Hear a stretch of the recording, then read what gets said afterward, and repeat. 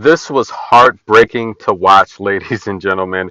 Taylor Townsend, the crafty lefty, taking Martina Trevisan Ciao Bela, was up 4-2 in the third and final set. She was a 12-1 favorite to win the match live.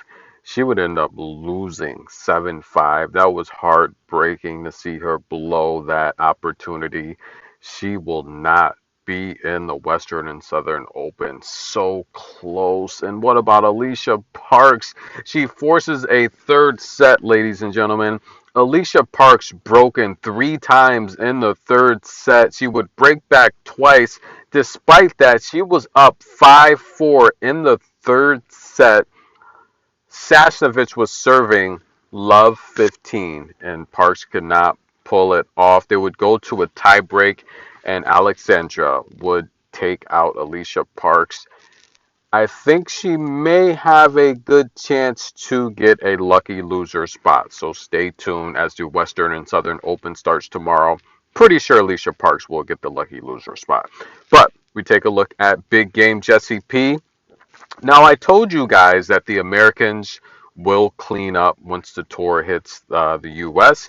Coco wins Washington, and it sure looks like Pegula is going to win Montreal. She had some type of award ceremony. They gave her an award yesterday, which was pretty cool.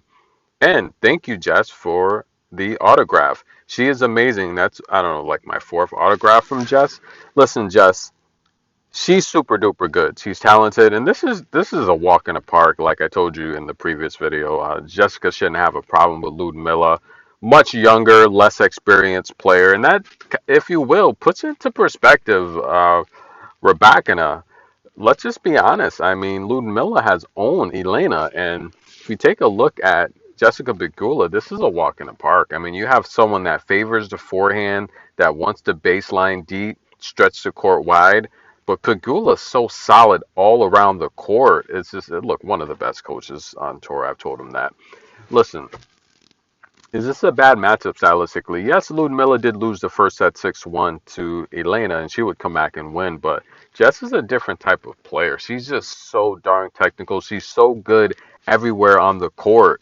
And I just don't see Liudmila winning this match. I really don't, which is why I told you the Americans should clean up on American soil. Coco wins DC, and Pegula's headed to win here. The Western and Southern Open, guys, as long as Pegula's not in Coco's draw, I don't see who's not going to beat. I don't see who's going to beat Coco. Who the top 10, and look, we're going to take a trip back. I've said this numerous times. I think this top 10 is weak.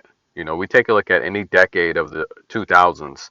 I don't think this top 10 stacks up with any of those top 10 at any point during the year, 52-week calendar.